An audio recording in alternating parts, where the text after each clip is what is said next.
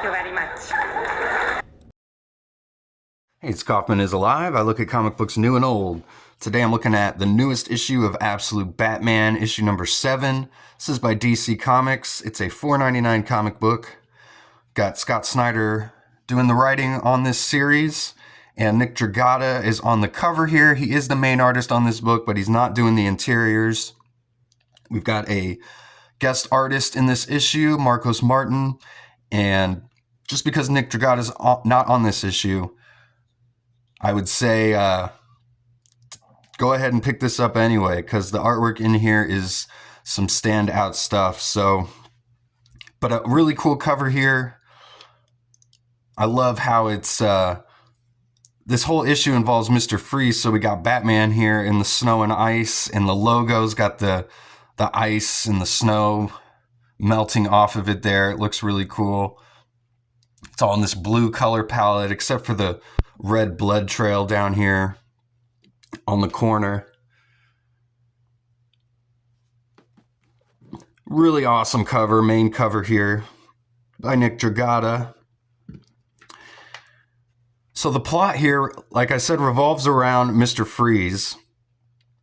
We're learning about him in this issue, and first page we open up here and we meet a young Victor. And at first, obviously, we think this is the Victor Freeze, perhaps that we've come to know in the regular DC universe.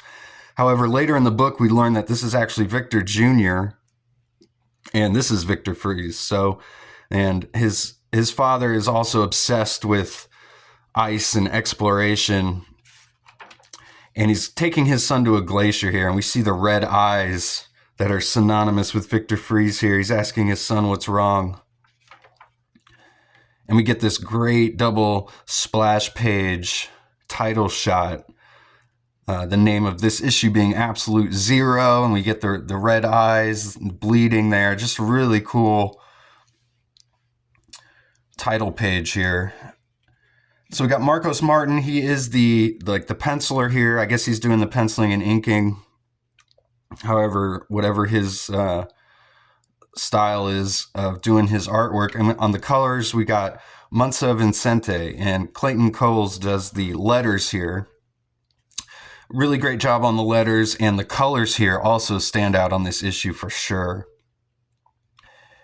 And we go to Gotham present day here. We've got Bruce meeting up with all of his friends who are actually just like the villains we know from the other Batman universe, like Riddler and Two-Face, Killer Croc, Penguin. They're all here. They're not quite super villains yet, but they've all grown up with Bruce. You know, they're all like his boys. And they're all meeting to have like a tribute to their friend Matches Malone, who just passed away, and they're trying to figure out how he passed away. No one knows how he did until Bruce shows up here.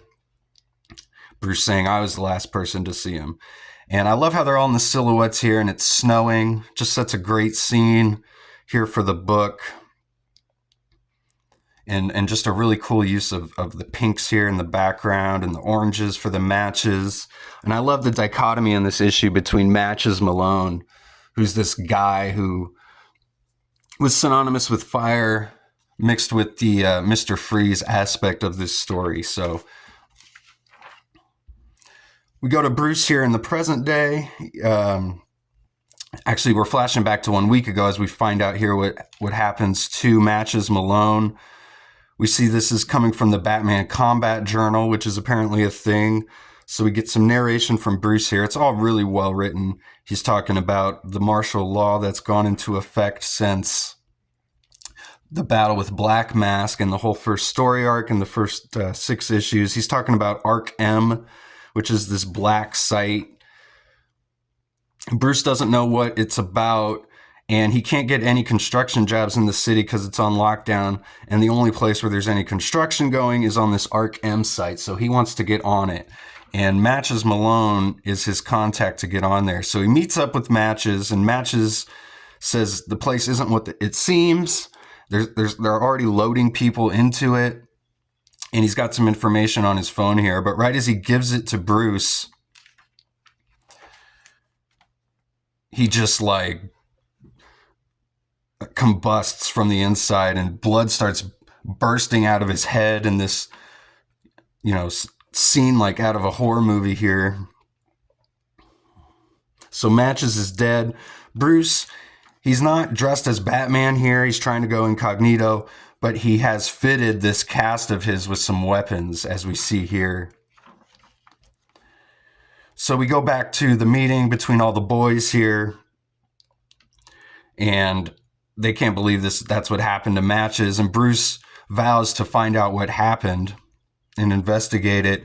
And all the boys want to talk about what's going on with Batman, because Bruce did tell them he's Batman in the last issue. So this is causing a conflict between him and his boys, because they all want to stop him from going out here. He's going to get himself killed, they think. Awesome use of color here again. I love this. It's like this 80s, like cyberpunk almost color palette here with the pinks and the blues.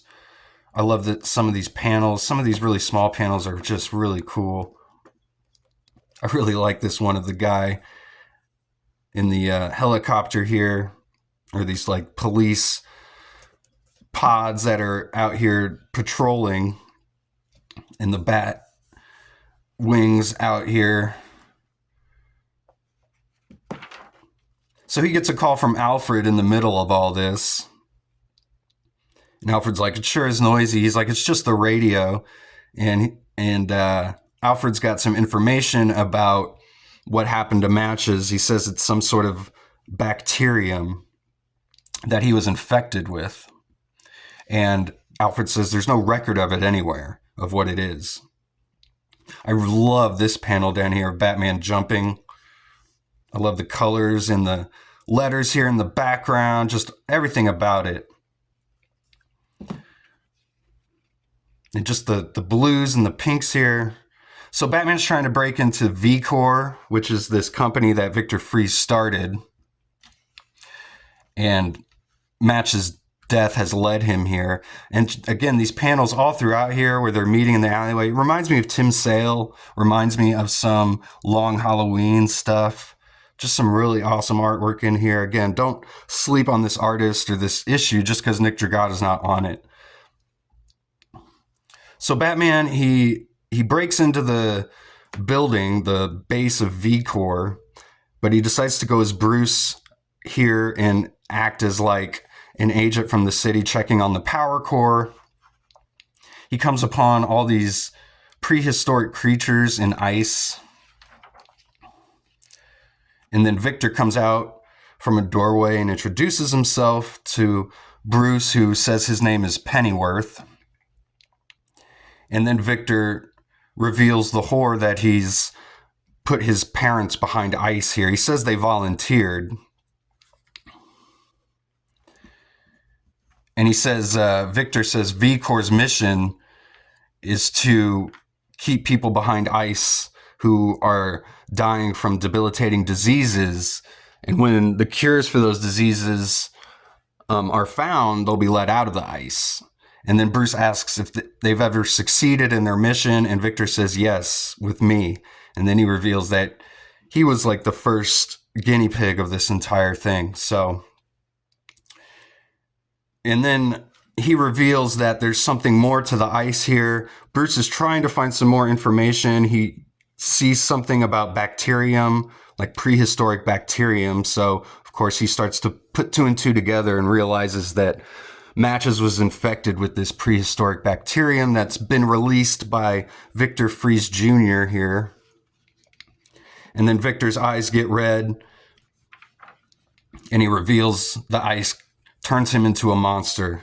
And he says, now to the land of ice we go, which is exactly how this issue started, as he takes Bruce into the ice, just like his father took him to the land of ice we go, he says. So an absolutely awesome issue, pun intended. Go pick this one up. This whole series is turning into an instant classic series. Definitely one of my top favorite comic books going right now. So thanks again for watching. Please subscribe. I'm trying to get to 500 subscribers before May 1st, which is the 1 year anniversary of when I started the channel. So if you've watched any of my videos, you haven't subscribed yet, please do, and I will see you guys on the next one. Go read comics.